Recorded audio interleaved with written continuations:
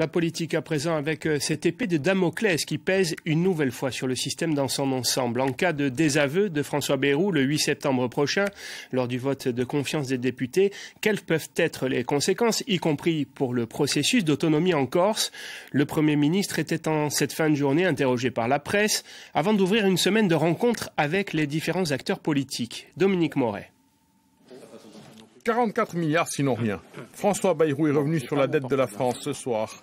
Une semaine avant le vote de confiance, le projet de loi constitutionnelle pour l'autonomie de la Corse ne semble pas figurer au rang des priorités. La question est avant tout financière. Et sur le dos de qui on emprunte? On emprunte sur le dos des plus jeunes. Jamais une famille ne ferait ça. 2 heures plus tôt, c'était au tour du ministre de la Justice de faire sa rentrée politique dans sa ville de Tourcoing. Celui qui aurait été l'acteur principal du processus dit de Beauvau s'est posé en défenseur des institutions, mêlant dans son discours respect du service public, partage et nécessité de bâtir des unions larges. Gérald Darmanin se verrait-il en successeur à Matignon? Je suis ce qu'on appelle le droit social.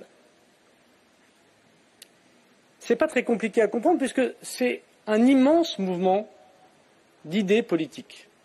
Le général de Gaulle, en 1958, il avait des ministres socialistes dans son gouvernement. Je ne dis pas qu'il en faut, je ne vais pas dire ce que j'ai dit. Mais il faut des unions. Depuis septembre 2023, malgré les vicissitudes politiques, l'engagement de l'État aurait été constant en faveur de la réforme constitutionnelle. Florilège. Ayons l'audace de bâtir une autonomie à la Corse dans la République.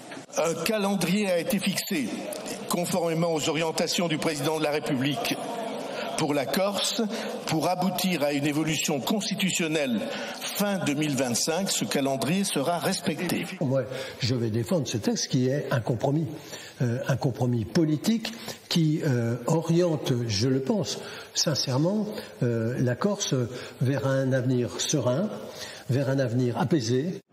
À ce stade, le projet de loi constitutionnelle reste à l'ordre du jour des travaux du Sénat pour la fin octobre. Une éventuelle chute du gouvernement compromettrait toutefois grandement le calendrier. Dès lundi, François Bayrou reçoit les différents partis politiques pour tenter de sauver le gouvernement. Pas sûr que les arguments réussissent à convaincre.